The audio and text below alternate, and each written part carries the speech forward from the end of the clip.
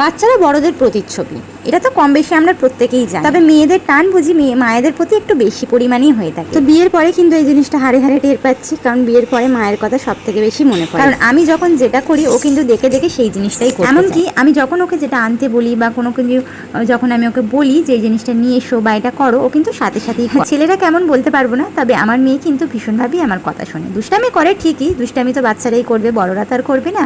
তবে দুষ্টামি করার পাশাপাশি আমার কিন্তু প্রত্যেকটা জিনিসেরই একটু ভালোই খেয়াল রাখে, মানে নিজেই অগোছালো করে কিছু কিছু জিনিস, আবার নিজেই সেগুলোকে পরিষ্কার। তো এখানে কিন্তু বেশ কয়েকদিন ধরে রান্নাঘরের হাঁড়ি পাতিল বেশ অনেকগুলো বার করা ছিল, যেগুলো তুলবো করে আর হচ্ছিল না। সেলাইয়ের কাজে না একটু বেশি পরিমাণে কদিন একটু চাপ হয়ে গিয়েছিল, যে কারণে তুলতেই পারছিলাম। তবে কিছুদিনের মধ্যে ঘরের একটা নতুন কাজ শুরু হতে চলেছে, বা বলতে পারো একটা নতুন লুক আসতে চলেছে। সেটার জন্যই কিন্তু রান্নাঘরটাকে খালি করছি, ফ্রিজটা চলে যাবে আমার রান্নাঘরে।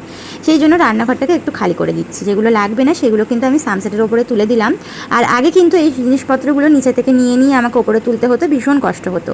তবে এখন কিন্তু মেয়ে আমার হাতে হাতে প্রত্যেকটা জিনিসই দেয়, যেটা আমি ওর কাছ থেকে চাই, হাঁড়ি পাতিল সেটা আমার হাতেই দেয় আর আমি তুলে দিই, যে কারণে কিন্তু আমার বেশ এখন সুবিধা হয়ে গেছে। এই সমস্ত কাজগুলো যেহেতু আমি সন্ধ্যের পরেই করে থাকি, সেই জন্য তোমাদের সঙ্গে তেমন একটা শেয়ার করা হয় না, কারণ সন্ধ্যের পরে ক্যামেরা অন করতে না আমার একদমই ভালো লাগে না, জানো তো। তো আজকের দালানের বিছানার চাদরটাও কিন্তু তুলে দিলাম, কারণ রাতের বেলা তুলে রাখলে সকালবেলা তাড়াতাড়ি করে এগুলো ধুয়ে ফেলতে পারবো, সেই জন্য। সাইফুল মোল্লা আইডি থেকে এক দিদি ভাই অনেক বড় একটা কমেন্ট করেছে, যেটা আমি স্ক্রিনশট দিয়ে দিলাম, তোমরা একটু পড়ে। আমি ইউটিউব ভিডিও বানাচ্ছি 5 বছর হয়ে গিয়েছে, আর তার মধ্যে 3 বছর আমি কোনো রকম কোনো পেমেন্ট পাইনি।